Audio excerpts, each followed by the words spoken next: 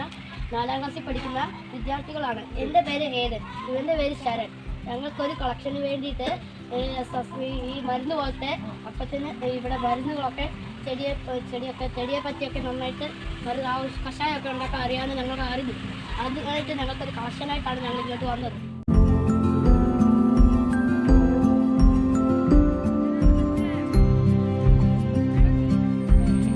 ഇത് കാടുകളിൽ വളരുന്നതാണ്, വനങ്ങളിൽ കഷായം പല മരുന്നുകളുടെ കൂടെ എന്ന് പറയുന്ന ചെടി. ഇത് 3 സൈസുണ്ട്: ഓയില, ഈരല, പൂവല. ഇത് 3ഉം ഔഷധ ഗുണമുള്ളതാണ്. ദശമൂലം എന്ന് പറയുന്ന 10 മരുന്നുകൾ ചേർത്ത് ദശമൂലം എന്ന് പറയുന്ന 10 പേര് ഇതിന് 3-ാം സ്ഥാനം. ചങ്ങരപ്പരൻ്റെ എന്ന് പറയുന്നത്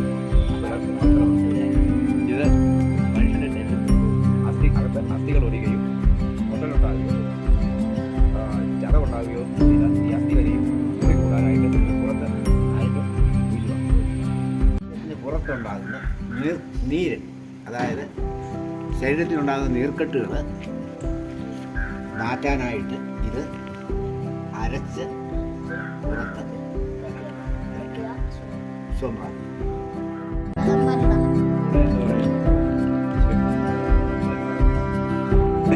പലവിധ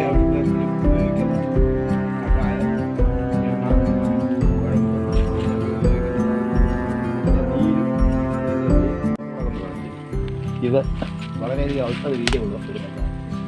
ഇത് കാസം വേറെ മരുന്നുകളിൽ ചേരുന്നുണ്ട്. നിങ്ങൾ ചെറിയ കുടിച്ചു ആക്കണം.